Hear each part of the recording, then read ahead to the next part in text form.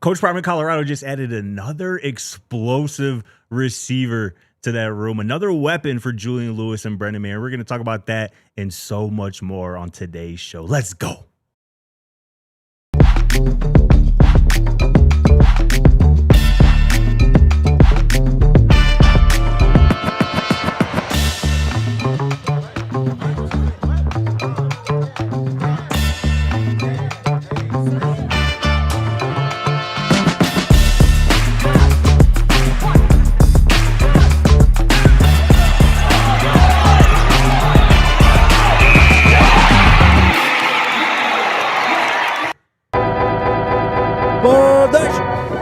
Squad coming to you live from Toyota Lounge, driven by your Front Range Toyota stores. It is DNVR Buffs live.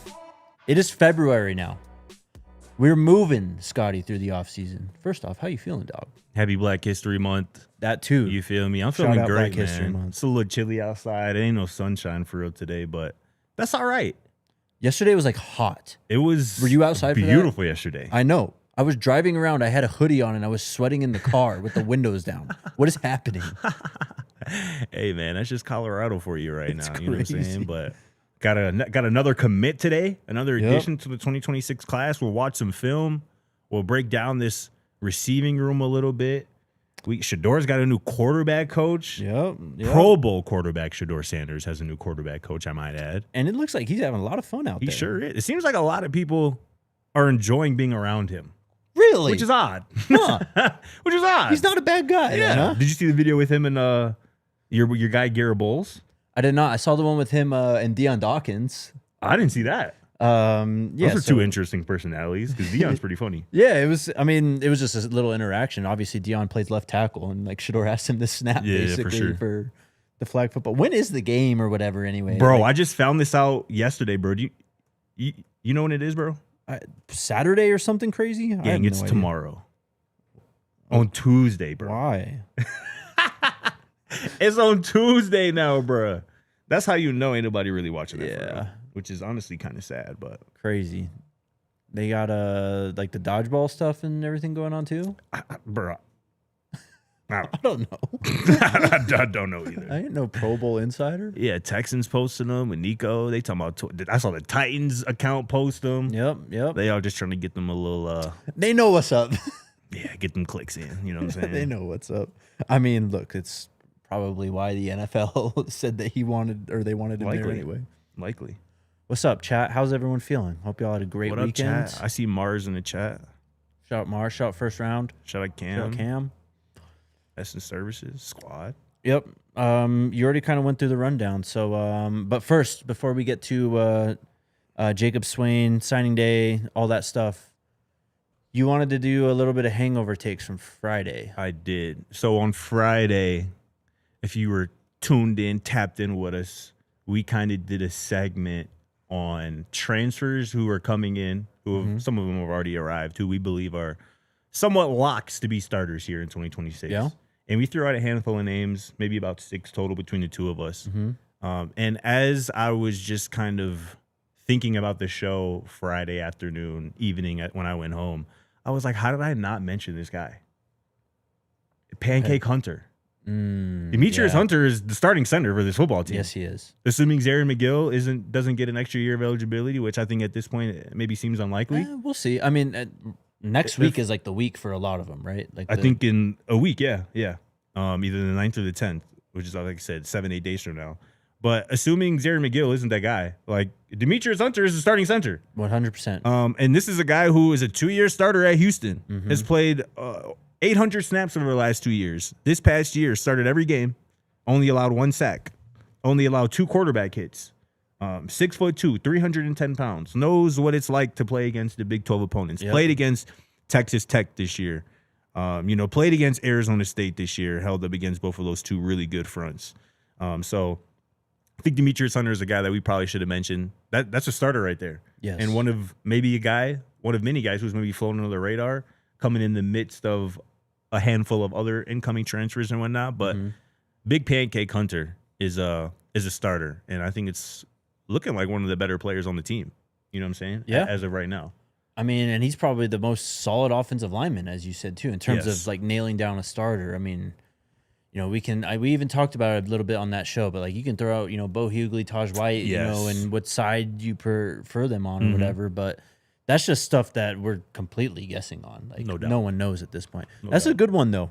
For sure. I like that. Me too. And obviously Zarian was one of, if not the most impactful Yes. transfers last year. Yes. After center was a bit of a position of need coming in after 24. And especially when you have a quarterback, a young quarterback, right? A redshirt Right. freshman quarterback who has started only 3 games, I believe. It very much behooves you and helps the whole operation, the quarterback included, the offense included, when you have a veteran center, a guy who's used to being vocal, used to calling out protections, Right. used to identifying fronts and blitzes and all that type of stuff. That's certainly what Pancake Hunter has been doing at Houston at a high level, and I assume that'll continue when he arrives in Boulder here soon. We also talked a little bit about freshmen, and I thought that a name that I could see sneaking into maybe some production, maybe an impact, because I think the room that he plays in, the position group that he plays in, is maybe a bit unsettled, uncertain right now. Okay. It's Cam Newton. 100%, bro. Right? 100%. If Brennan Marion, you know, realizes, I don't know, realizes isn't the right word, but if he notices that Cam Newton, even as a young guy, as a true freshman, has all the tools and the skill sets that he's looking for in this go-go offense, why can't he play as a true freshman? Totally. He literally just played a true freshman, Brennan Marion did, at Sac State last year at running back, Jaquil Smith, who played a lot. Yes, he did. Led that team in yards per attempt. So Cam Newton, let's not forget, last year as a senior, 2,400 rushing yards, 41 touchdowns in one season. His back-to-back, his second straight, 2,000-yard rushing season. Like, this is a ball player right here. Yeah. Who Brennan Marion went and identified and offered and got to commit. So like I said, with the running back room that I think we feel good about right now with some additions, the Sac State duo, Richard Young, obviously the returnees, I would not count out Cam Newton in that running back room as a potential guy to maybe make an impact, maybe get a package here and there. Sure. 'Cause he's a versatile dude, an explosive, dynamic guy as well. Even just that game against Weber State, honestly. Yes. Like, you know what I mean? Like, that's going to be a massive opportunity game, even more so than the Delaware game For was sure. this last year. So, totally. And last year, too, you saw that it's almost like, and we'll get into, the new wide receiver committing on. Of course, one of the natural questions is, how many wide receivers do we need? And it's like, well, I don't think you could ever have enough. That's even more true in the running back room that Yeah, you for saw real. last year. Definitely. Because, I mean, as soon as, DeKalen Taylor and Simeon Price went down, you were really in trouble. Yes. You were hurting for bodies, not even production, just yeah. guys to tote the rock in general. So, Cam Newton definitely. And with the redshirt rule, who knows? If it goes up to 9 games now or whatever, but even with the 4-game rule, like, I could totally see that guy and potentially even making an impact on kick return or punt return or something like that too. And No doubt. I mean, you know how it is here with Colorado.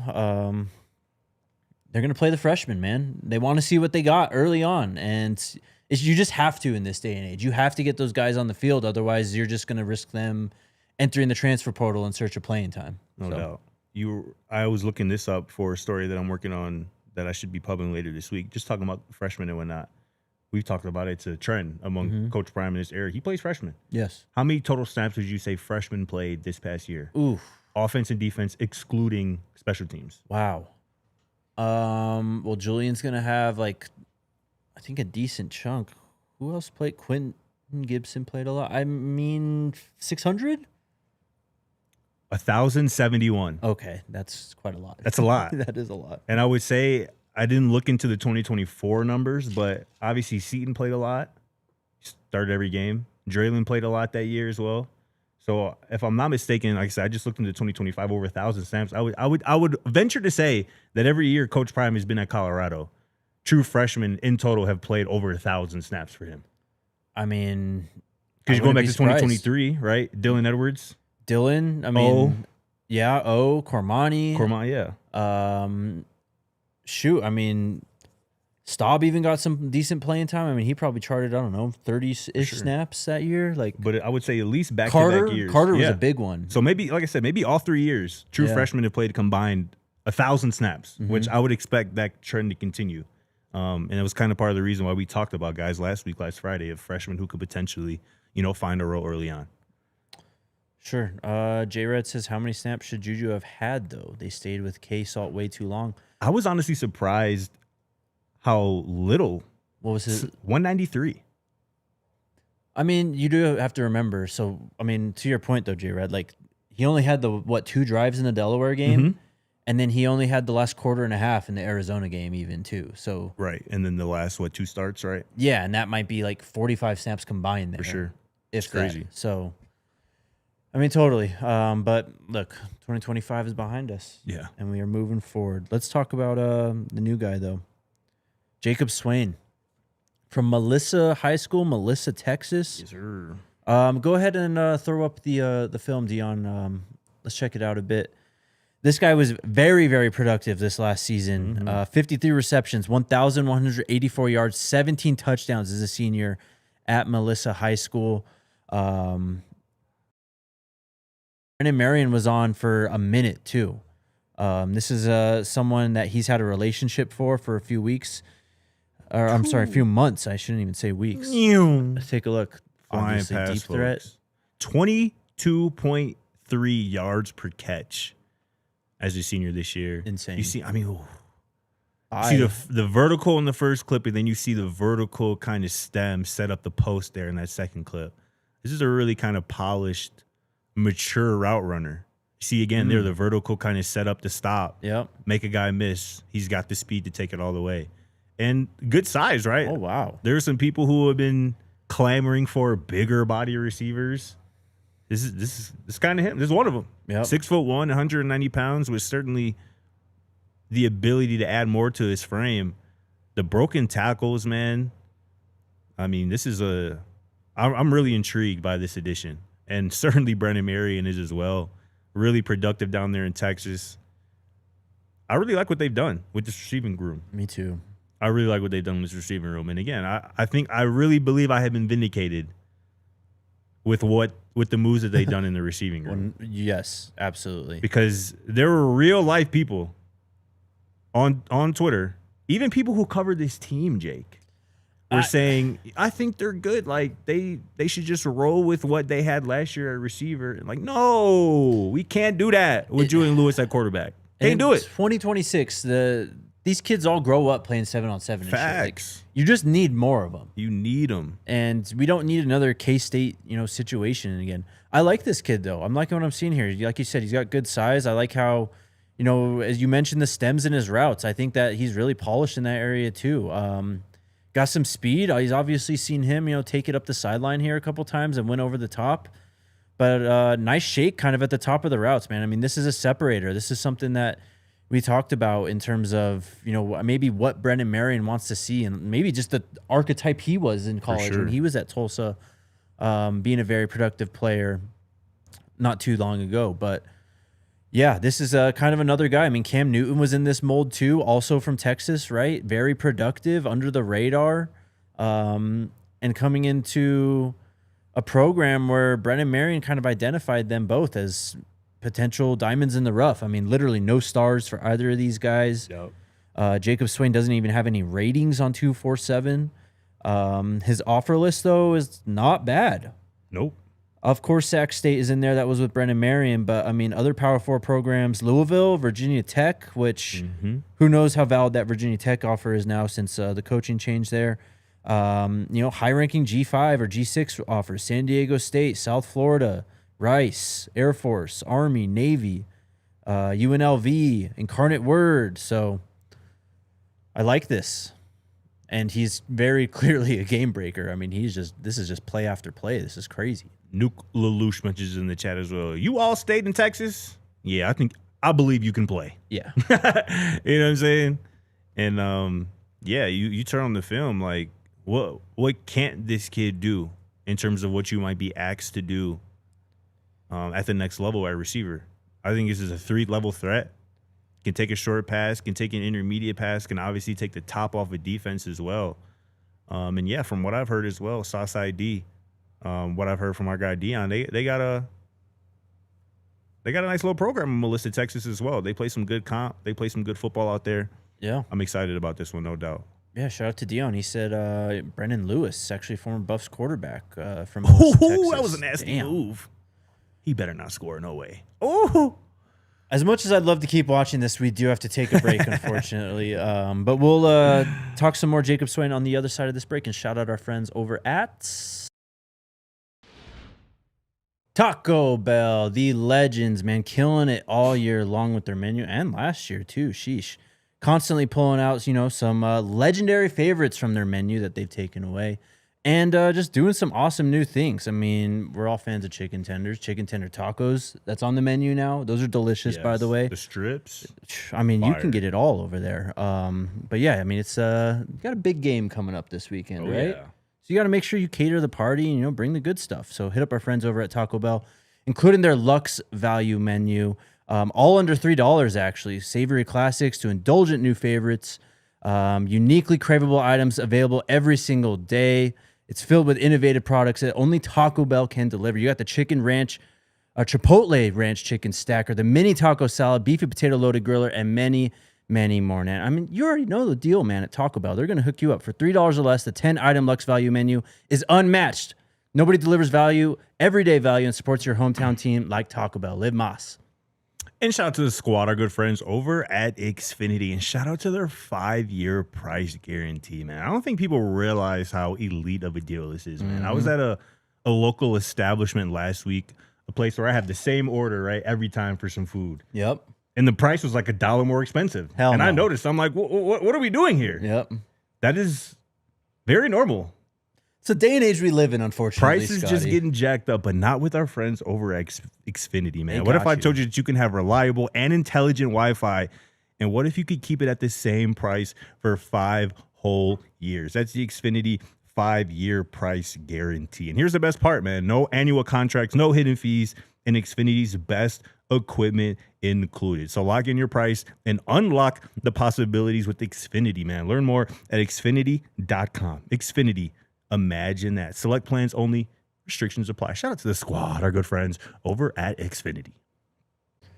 All right, back to Jacob Swain and just this room. Kind of what mentioned on the other side. You can never have enough receivers. It's just it's impossible. I think literally you'd have to get into an absurd number to when I would say this is too many wide receivers. I think. Yeah, for sure. I really like where the room is at. I think we got a tweet, Dion, if we could pull that up, of kind of the scholarship receivers right now as it stands. I think you got a really strong top 8. Mm-hmm. Like a top 8 I would put up against mostly, I'm going to say just about anybody in the Big 12. I'll just leave it there. Yep. Right? You got JoJo, DeAndre Moore, Daniel Scudero, Cam Perry. That top 4 is nasty. Yes, it is. And then you add in, obviously, Ernest Flash Campbell, Hakeem Williams is back, Q46 is back, Quanell Farrakhan Jr. is back. The last 2 guys are going to be, true sophomores this year. That top 8 has a lot of production, a lot of potential, a lot of talent. Mm-hmm. I love that room. And then obviously at the bottom there, you saw the 3 true freshmen, incoming freshmen. Yep. Xavier McDonald, Christian Ward, and Jacob Swain, who we were just talking about and watching some film from. That's a strong group of weapons, man, for Julian Lewis to throw to, for Brennan, Marion to kind of scheme up different ways to get them open, to get them the football in their hands. I love this room. And again, I couldn't imagine it if Colorado didn't take this aggressive approach to attack the position. Mm-hmm. Because I think JoJo is as good as he wants to be. I think he has wide receiver 1, talent. But if you would have just stood pat and, relied on, maybe you're just your 2 freshmen from last year and maybe your incoming freshman class, I think that would have been a mistake. Sure. When you have a quarterback with the arm talent that Julian Lewis does, when you have an offensive coordinator with the creativity that Brennan Marion does, it makes sense to have this receiver room as talented, as stacked as it is. And as you said earlier, man, you can just never have too much talent. Yeah. Particularly at a position group that this Colorado program knows firsthand that it can change quickly in the matter of a quarter or 2 quarters, where you can be down 3-4 receivers, and now you looking around the sideline like, damn, who we finna go in now? Yeah, they're calling for Scotty D. Out of the press You know what I'm box. saying? Like, yeah, like that's how Ronald Coleman get in the game. Yeah. You know what I'm saying? Yeah. And that's no shade to nobody. That's not, you know what I'm saying? That's It's facts. so. I love this receiving room, and I know Coach Phillips, Coach Shad, Brennan Marion, they're going to have that room right. 100%. I mean, really, the only thing I think you could say about it negatively is like they don't really have a Travis Hunter, just like a consensus like best receiver in the room. You know what I mean? Because I think that you could throw out 4 dudes as the top receiver, and you could have a valid case for all 4 of them: JoJo, DeAndre Moore, Cam Perry, and Danny Scudero. Definitely, which is crazy.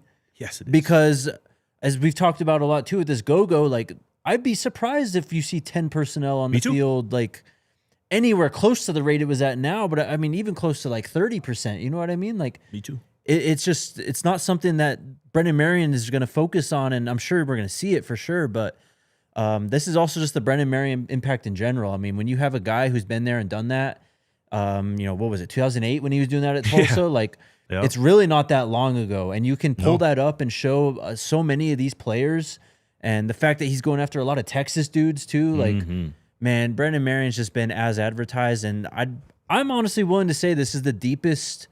Maybe it doesn't have, yes, that top guy like a Travis Hunter, but I think this is the deepest the wide receiver room has been under Coach Prime, and that's crazy to say. I completely agree, bro. Like you said, the top end talent isn't there, but in terms of 1 through 8, like what we just showed, absolutely. In terms of 1 through 8, yeah. I think this is the deepest room, and a couple people mentioned him too. Hakeem Williams. I think wild card is an appropriate, title to slap onto him. Former 5-star. Former 5-star recruit, Jay. Yeah. And I think, obviously, he dealt with injuries that cut his season short last year. I think people were a bit unsure about whether he would return. He's back. Yep. And I think that says a lot about his character to want to return after last year not going the way he would have wanted it to. But I wouldn't sleep on him at all in this room. Like, I listed him in that top 6 or so for a reason. Yeah. Like, he has the physical attributes. He has the size. He has the talent to be one of the better receivers on this roster. If he can just stay healthy, put a full season together, oh, man. Julian Lewis is going to throw for 4,000 plus yards. Bro, you know what I mean? It has that type of potential. It's February 2nd. We're trying to temper it a little bit too, but the potential of this offense and the amount of points that are going to be scored by the Buffs this year, it's going to be something to watch. Agreed. So, yeah, we'll leave it there. Let's talk 2026 class. So we do have the regular signing day period actually opening on Wednesday through Friday this week. It looks like the Buffs, we've got 5 players really that we're keeping an eye on, making sure we get that letter of intent. You get those 5, all of a sudden we're looking at a high school class of 2026, 17 players. Wow. And that's right. What Coach Prime has said. Yes. He said 15 to 18 is what he's looking at. And you're up to 42 transfers. Yep. So in total, that's about 60 new players, right? Yep. Yeah. Nope. So, yeah, I mean, Xavier McDonald, the 4-star wide receiver, he's from Mississippi. Obviously, Dolph McDonald, his younger brother, was also a 2027 commit. He has decommitted, just to go through the process a bit more. But Xavier McDonald has remained committed. So we'll see if you get that signature on Wednesday. And he officially joins the herd. He's been committed for about 2 months at this point, though, since the Brennan Marion hire came through. Joseph Pecco, I mean, Domata Pecco Jr. is obviously kind of one of the highlights of the early parts of winter workouts. Yep. Joseph Pecco, 6'3", 310 pounds on defensive line. Very young, of course, but that's fantastic size for a team that's obviously going to need a lot more help than they had last year. No doubt.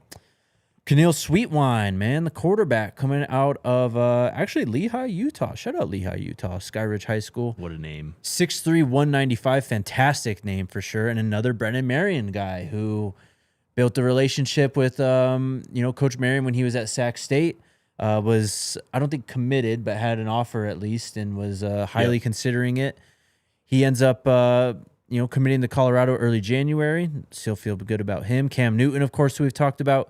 And now Jacob Swain. So there's your 5 to look out for starting on Wednesday when the period opens. I love that, man. This I think class has the potential, kind of like what we were talking about receivers, like might not have the top heavy talent, but this has the potential to be the deepest high school recruiting class of the Coach Prime era at Colorado. Right. And I think you still do have the potential for some of those top guys, for Carson Crawford potentially, for Preston Ashley, Rodney Colton potentially, to be the cream of the crop of Yeah. the class, like to be the star of a class, the highlighter of a class, so to speak.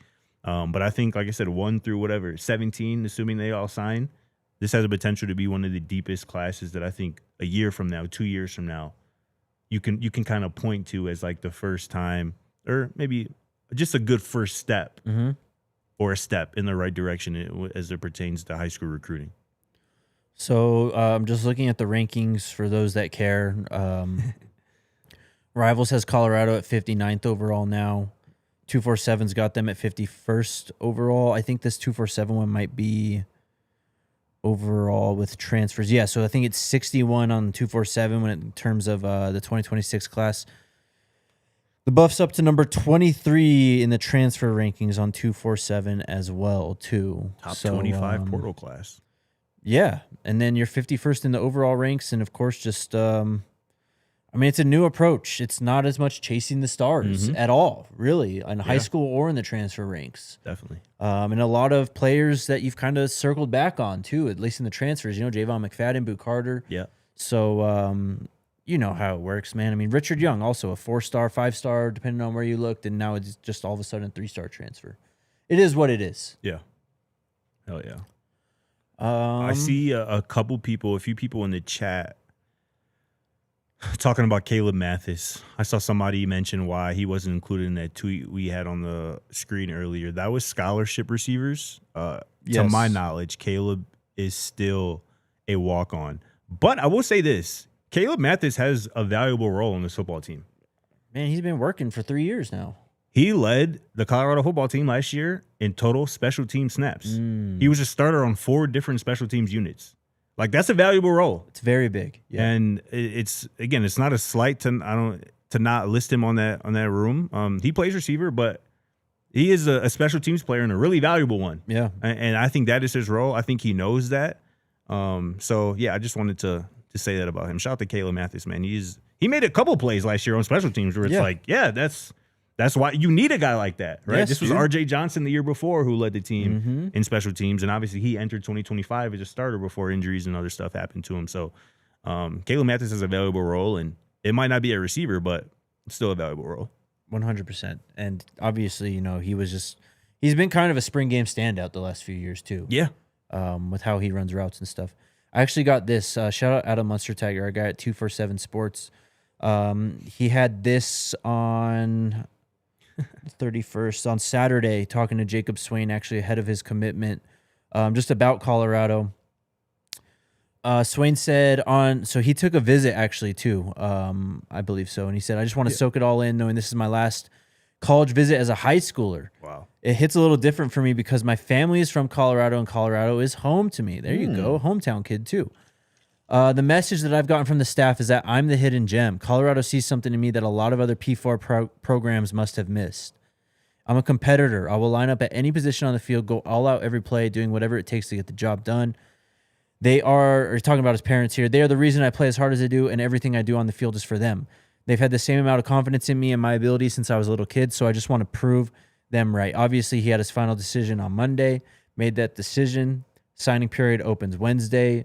It sounds like Adam, and we fully expect him to sign. Shout out Adam Munstertagger at 247 too, by the way. I love that. Also kind of the hometown connection too. Yeah, it's true. We'll have to ask him about that. Yeah, no doubt. We'll see. We might be seeing him pretty soon. All right, let's take our next break, and then we'll get to Shedeur and a bunch of other stuff. Shout out to our friends over at Common Spirit, man. Just trying to take care of you, your neighbors, everyone in the great state of Colorado.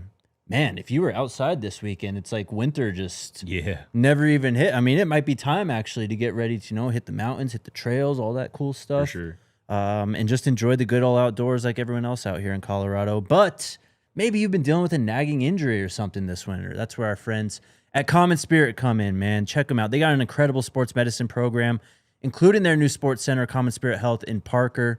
It's a team of qualified and passionate providers. They specialize in the diagnosis, treatment, and prevention of sports-related injuries for all athletes, including the mighty Denver Broncos players, man. They got through this season pretty healthy, all things considered, so that Common Spirit is going to have your back if they're taking care of our Broncos. It's not just about fixing what's broken. It's about preventative care as well, trying to prevent all those injuries and just stay healthy. Don't let an injury keep you on the bench, or even better, get proactive about your health. For more info, visit mountain.commonspirit.org. Common Spirit Health, official healthcare partner of the mighty Denver Broncos. And shout out to our good friends over at Game Time, man. This is one of my favorite, I guess, kind of parts of the year. Obviously, Super Bowl week. We got NBA in full swing. We got the NHL in full swing. And speaking of the NHL, man, there aren't too many better things than being right near the ice, live and in action, in person at an NHL game, particularly a Colorado Avalanche game, man. But getting the tickets to said game is a different story, man. But not with our friends over at Game Time, man. The Game Time app gives the advantage back to you guys, the fans. It's the hack for unlocking amazing tickets and experiences in just a few taps. It's incredibly easy to use, and the Game Time guarantee means you can trust you'll get 100% authentic tickets on time and at the best price, man. So take the guesswork out of buying NHL tickets with Game Time. Download the Game Time app, create an account, use the code DNVR, BUFFS. That's Buffs for $20 off your first purchase. Terms apply. Again, create an account, redeem that code Buffs, BUFFS, for $20 off. Download the Game Time app today. Also, one last thing, too, on Jacob Swain. So the Rivals does have a rating for him. He's a 3-star on the Rivals industry ranking. Ranked the 358th overall wide receiver, the 322nd overall player from the state of Texas. Crazy. Just so much talent in that state, man. It really is ridiculous, isn't it? Took an unofficial to Ole Miss last offseason, though, too. So, all right, let's talk a little bit about the transfer portal here. Did you have anything else on? No? Okay. Let's get it. Pete Nakos put this out, and shout out. I'm sorry, I don't have the name right now. Someone DM me talking about this too, but the most portal departures by school this year. And obviously Colorado, you know, this happens to them and they're number one, and it's just everyone's freaking out and wondering about the culture and all sorts of nonsense. Not even in the top 10 this year. They are the next team. They're 11. They're number 11 with 34, but Oklahoma State had 64 players leave the team this year. Iowa State had 54. Of course, those are coaching turnovers. Penn State as well, up there at 46. West Virginia, though, had 44. And obviously, they're heading into year 2 of the Rich Rod era, or the second Rich Rod era. Yeah. Arkansas, new head coach. Mississippi State, year 3 of the Jeff Lebby era. 38 players entered the portal. Wow. Michigan State, they've had a coach change. They're up there at 37. Auburn had a coaching change. Florida State, they've stayed pat. Mike Norvell, obviously going to be on the hot seat this year, though. 36 players. And then Cal had a coaching change as well. They had 35. But, yeah, it's just funny. I mean, 64 is... If Colorado ever had 64 players the last 3 years, it would have been sound all the alarms. So... Watch out for Cal this year. I like the coach. Me too. I love the coach. I like the coach, and I love the quarterback. And that's a good combo right there. Yep. And they are in a very winnable conference. Totally. But no, that's interesting. It's just driving a point home, but yeah. And it's interesting because obviously West Virginia, I think, had the most transfers in last year. And for them to be with top 3 and transfers out is a bit interesting because obviously they weren't great this year. Nobody expected them to be very good. But I thought they had a couple of nice wins. We talked about it. I think they beat Pitt. I mean, they beat CU. They beat CU, right, obviously. I think they had another good win earlier in the season as well. No, you're right. They were only like a 4-win team, but every win was like impressive. Okay. Yeah, for sure. So that's interesting. I wonder how that year 2 of the second Rich Rod era goes down there in Morgantown. Well, they got a stud running back, right? Yeah, Cam Cook from Jacksonville State. Yep, that's really right. Good player. And an Oklahoma transfer at quarterback. They did lose their wide receivers. Or they're at least Cam Vaughn, who was the really good player they Where'd had he on go? the outside. Guess. I'll give you one guess. Where'd he go? Miami. Wow. Yeah. Like I said last week, folks, it's not tricking if you got it. The rich just get richer, though. Crazy. It's wild how it works. But yeah, also it's just kind of weird too for me. we're really done with like player acquisition, and it's the start of February. So it's just a different time. And of course, everything's changing. We're probably going to have new rules this offseason too. I got to say, man, we talked a lot about the calendar going to one portal window, right? I still kind of wish that there was that second portal window to kind of look content.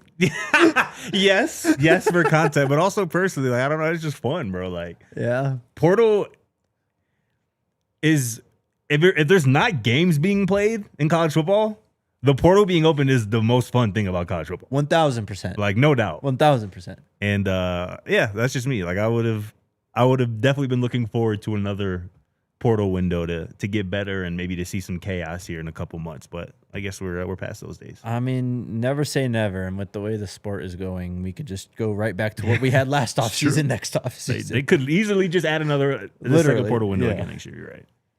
All right. You mentioned Florida State earlier. Yeah, did you hear who retired today?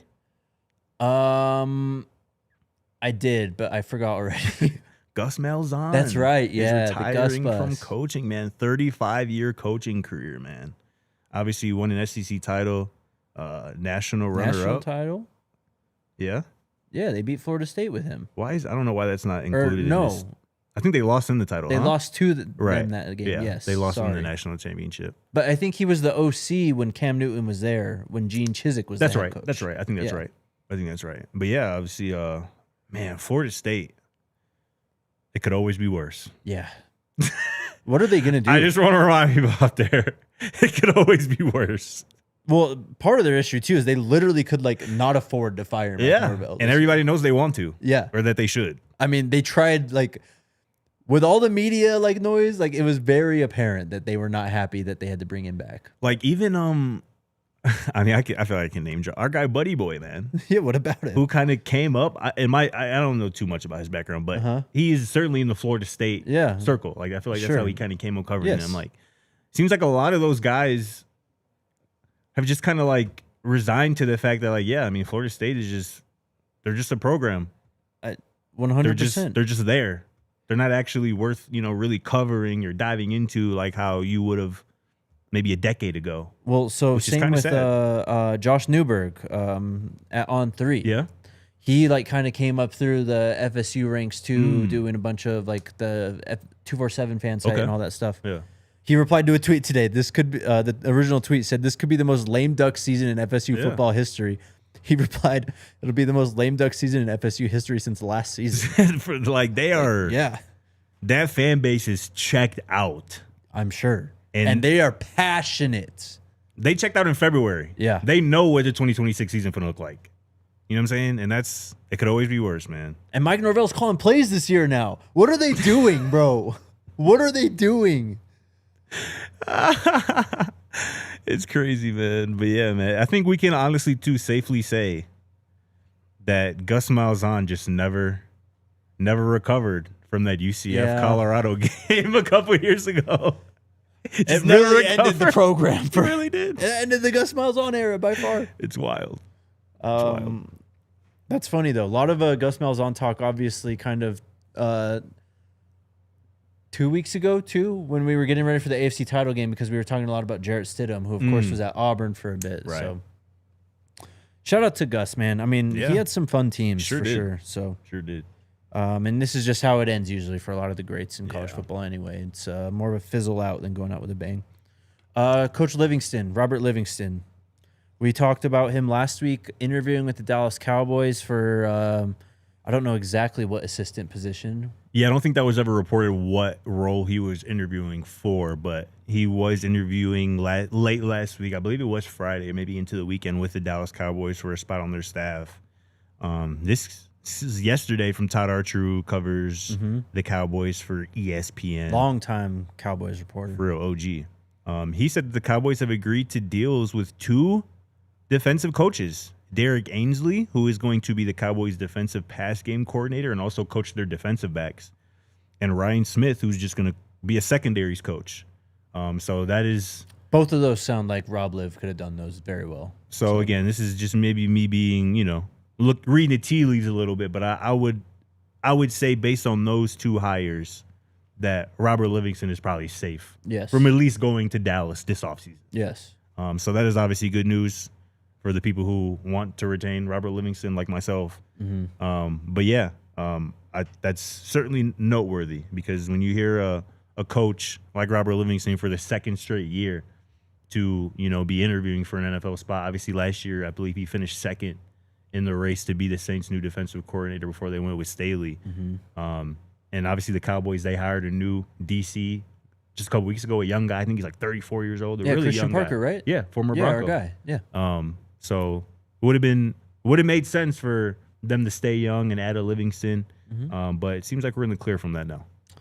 I love it. I mean, we talked about it on Friday, but I'm not going to put last year on his shoulders with what happened with the defense or defense, I guess, in terms of the bad. First off, the bad tackling is just I'm not going to put that on him at all. I'm sorry. There was somebody on the post show commented last week when I looked it up. 130 missed tackles. Yeah, is crazy. Very bad. It's crazy. You can't. It's hard to blame any coach when that's the product on the field. And someone's gonna say, "Well, it's the coach teaching the technique." It's football, bro. They've been tackling since they were like 10 years old. Exactly. Like at that point, if you're an 18, 19, 20, 21 or older college football player and you can't tackle, you got to be coached to tackle. That's on you. That's on you, man.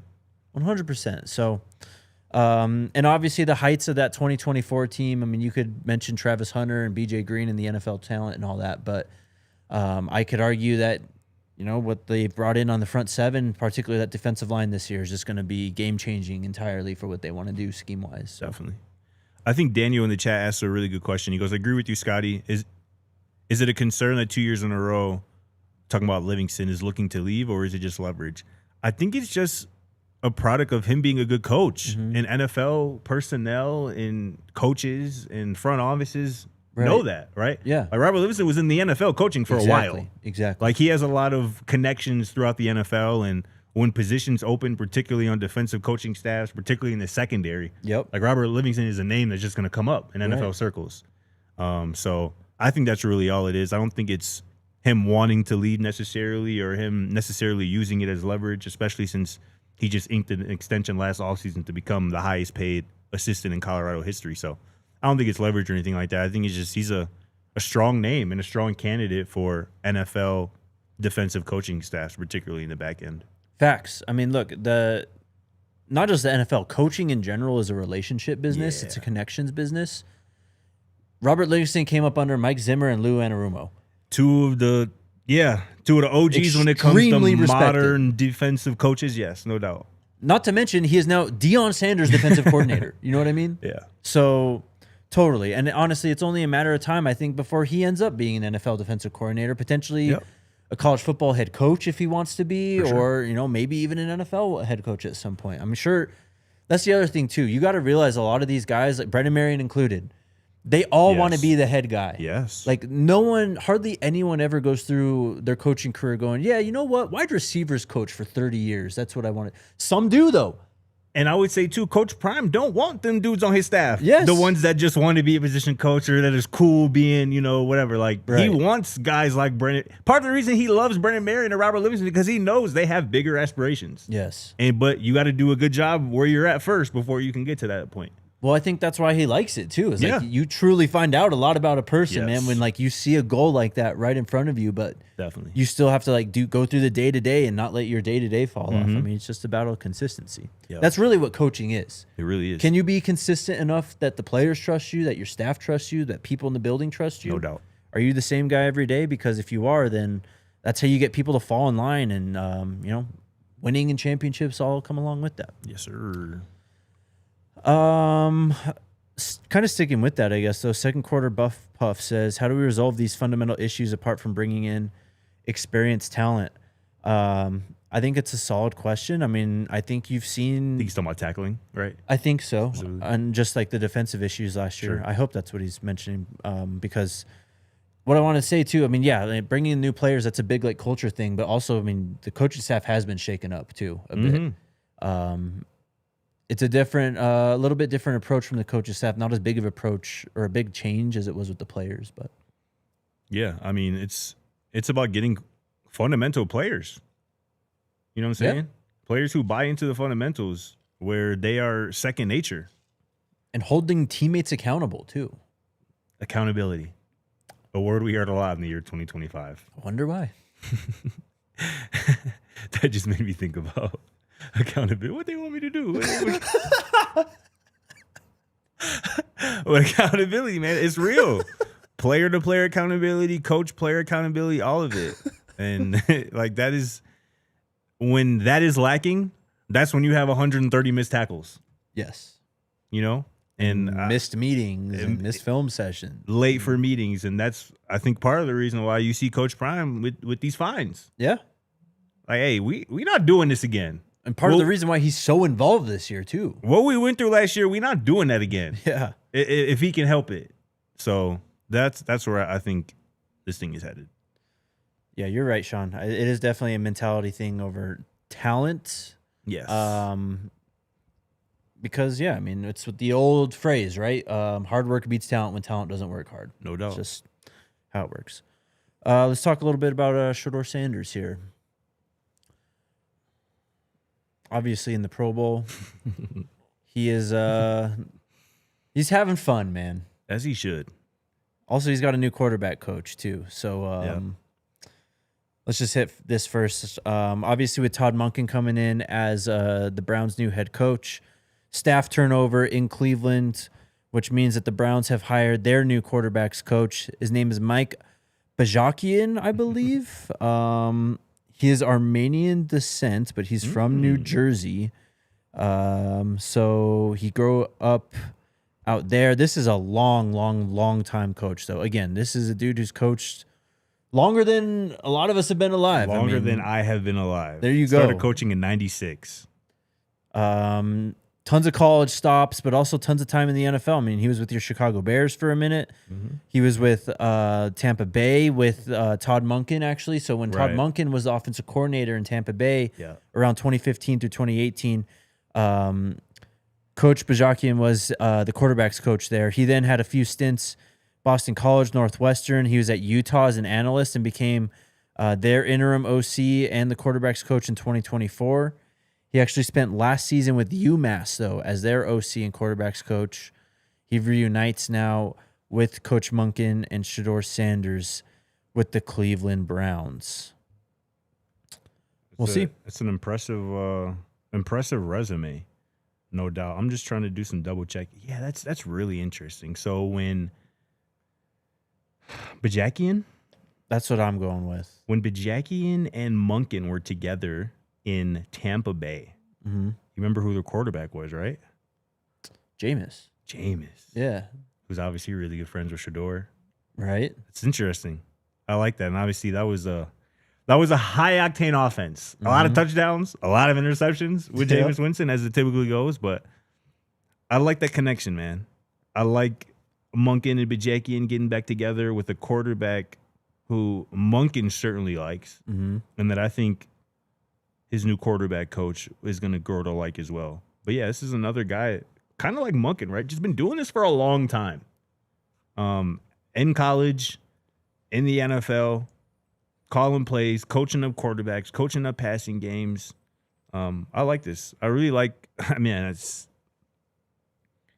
just like what Monken has been doing. And I know I was skeptical as of 6-7 days ago. We never really know. But early on, man, it's hard to not like what's going on around Shedeur right now in Cleveland. I agree. A lot of very, very experienced coaches that they're surrounding him with, who've obviously seen a lot of football, coached a lot of players. And, I mean, just the kind of like, and even we can use this to transition to the Pro Bowl, like just how everyone is like, I think a lot of people really respect what Shedeur went through the last. Me too. Even longer than last year. I don't really think it depends on the draft and all that anymore. Just there was so much thrown out there and said about him when he was at CU and how really he was quote unquote acting and how he thought of himself and you know the fashion show, the Lil Wayne, all the stupid things that people tried to use against him, and the fact that he's just now in the brotherhood and has been very clearly accepted into the NFL brotherhood for sure, and just seen as one of the dudes like. there's just a different respect level for him. And obviously, I think some of that, too, is just the fact that he is Coach Prime's son. And he's just got that NFL lineage, right? And he's probably known a lot of these guys, too. So it's not like it's anything new. But it's just cool to see, man. He's really, like, gone through the school of hard knocks, theoretically, to get to this point. No doubt. And I tweeted this today because he was did an interview at the Pro Bowl, and Shedeur had a quote where he basically said, like, I'm almost back to myself. Love that. Like, emotionally, like, mentally. And I just love to hear that, man, because you mentioned it, man. I said in my tweet, like, he must have taken such a toll on him, everything that's happened over the last year. Sure. But that would extend to 2023, right? And all the mess that he's dealt with since he came over to Colorado from Jackson State. So I meant to mention this last week, too. Shelby Harris, right? Yeah. The Browns defensive tackle, been in the league for 10-plus years. Too. Former Bronco, Seahawk, Cowboy, Jet, all of that. He was obviously with the Browns this past season, and he was on a radio show recently, and he was just talking about Shedeur. It was like, like, I'm not gonna let all these people out here like put out these fake rumors and try to say how Shedeur is when we around him in the locker room. He is one of the guys. Like he is constantly talking to us, and he's just one of the guys. And for a vet, a 10-year NFL vet, to come out and say that about Shedeur, a teammate of his now, after his rookie year, knowing everything Shedeur went through his rookie year, I think that speaks volumes about his character. And I think that's only just going to come along with his talent. Yeah. Because the talent is undeniable. We saw the flashes as a rookie. We know what he did at college. And I think, like I mentioned earlier, too, just about him saying, like, he almost goes back to himself. What having a coach who believes in you would do to you. It's worth more than words, honestly, bro. Confidence, bro. Yeah. I say it. I learned it a lot later in my personal football career than I would have liked. But confidence is top 4 things you got to have if you want to be good at this sport. Yeah. You just got to have it, particularly at that position of quarterback. Sure. You just got to have it. And if you don't, you're going to be out there second-guessing yourself, and you will never, ever play to your full potential. Yep. And I think Shedeur always had confidence, and I think it might have been shaken a little bit by the events over the last year or so. How could it not? Any normal person that would have. Even the strongest of persons, it probably would have. I'm sure Coach Prime's confidence took a bit hit from that. I mean, how could it not? Facts. But again, having the people around you staying faithful to God and, you know, your process, I think he's going to come out on the other side of this so much better for it.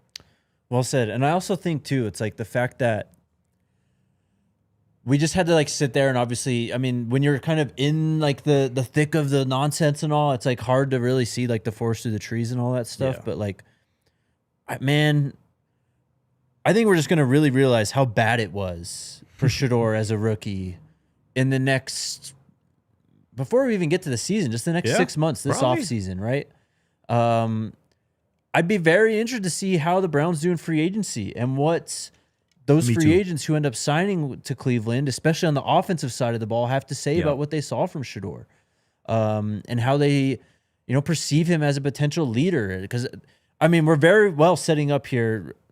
Obviously, Deshaun Watson's going to play an impact, and he's on the roster, and he's probably going to be healthy. Dylan Gabriel, I doubt is going to go anywhere. It's probably going to be somewhat of a quarterback competition, but like I even bet then, he gets traded to Atlanta. Who? Dylan Gabriel. You think so? I bet he gets traded to Atlanta before the year begins. That would be insane for Stefanski to do. I bet he does. How would that be insane? You just saw firsthand he is not an NFL quarterback this year. I'm willing to bet that Kevin Stefanski hasn't reached that conclusion yet. Godspeed, then. I'm willing to bet that. So he's like, hey, he got hurt. You know what I mean? He's a rookie. Yeah, maybe, but I don't know. It's just going to be, I think, not a little. I think it's going to be pretty eye-opening for all of us. And just, you'll notice it, too, with what you said. When Shedeur has his confidence back and you see that in the NFL, it's like, oh, this is how it was actually supposed to look. 100%. So, shout out to him, though, man. Anything else you wanted to hit on before we turn it over to the chats? Did you see this over the weekend, bro? Former UCLA standout, this is hoops. Former UCLA standout Amari Bailey is attempting to become the first player to return to college after appearing in NBA games. We can't. What are we doing? How? Bailey has hired an agent and an attorney to fight for eligibility. So, okay. Bro was drafted. Yes. Played in the NBA. But not this last year? Like, is he a rookie? He's a young guy. He's either a rookie or in his second year, yeah. Okay, well, if he's in his second year, what the hell are we talking about? But even if he's a rookie. It, bro.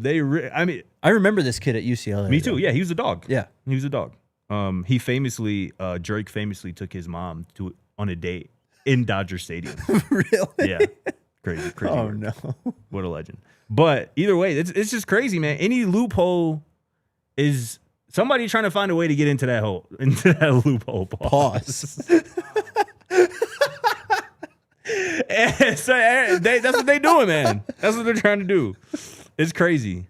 But I mean, if there's just no way this gets approved, but the fact that he's even trying, like I said, hiring an agent, hiring a lawyer to fight for his eligibility is just bad. Well, and is it crazy? Alabama that's got the G League guy too? Yeah. And apparently he's been like not good anyway. No, yeah. I've seen he's been terrible. Yeah. But also it hasn't stopped anyone from like rallying against Alabama. Yeah. Like, yeah.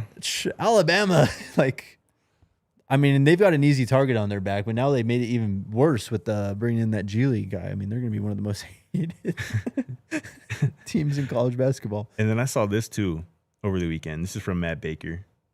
News, the College Sports Commission. Oh, they're woken up. The CSC, right? Hello. Has opened an investigation into LSU over potential unreported NIL deals. The Tigers are the first known program under an inquiry from the new enforcement body. Wow. So when I saw that, right, I'm like, they're probably doing something. Yeah. And then I read the follow-up tweet. Oh, no. It goes, to update, the CSC investigation at LSU isn't related to football. So what are we doing? Oh, excuse me? I don't know. Like, what if it's just like, you know, Livy Dunn and those NIL deals? Could you imagine though? Or like maybe Skeens even. But like even then, it's like, how is this gonna even like fix anything? Like, it's crazy. I was like, oh look, they're finally doing something. Oh, never mind. I ignored it today because I figured I was gonna give you all a break. But Auburn head coach Alex Galesh had a quote about it too. And this isn't anything new, but it's like, this is my point with the whole thing: is everybody obviously sees the issue. Damn near everyone participates in the issue. Yeah. And then like they have to go out and like make these public like quotes and stuff that it's like, they're obviously dancing around it, but it's like, it's just so common. Anyways, he said, is it right to call a kid that's on somebody else's roster to go get him? If not, I think in a lot of ways, what goes around comes around. I'm a strong believer in the football gods will find you at some point, which I agree. Me too. We can't leave this to the football gods. Someone do something, please, God. What are we talking about? I do kind of feel it though in a certain aspect. It's like, of course, you can do that, but like somebody gonna get you. Sure. You know, it's kind of where we're at with it right now. Nobody is policing this. I know. So you can go tamper if you want to. Somebody gonna tamper with your players too. It's crazy. It really is. But yeah, we'll find out. We'll see if the CSC does anything here. Let's go to chat. You're good? All right. No, that's chill. Cool. Yeah, we're gonna head out. Obviously, RK again gone this week. He's at Super Bowl with the Broncos guys. Check out all their content this week, man. They're probably gonna get some super dope interviews. And obviously, hopefully, some Broncos players out there too. But hell yeah.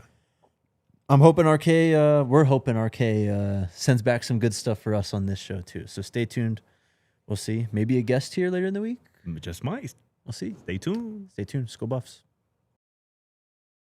We all silly like the mayor.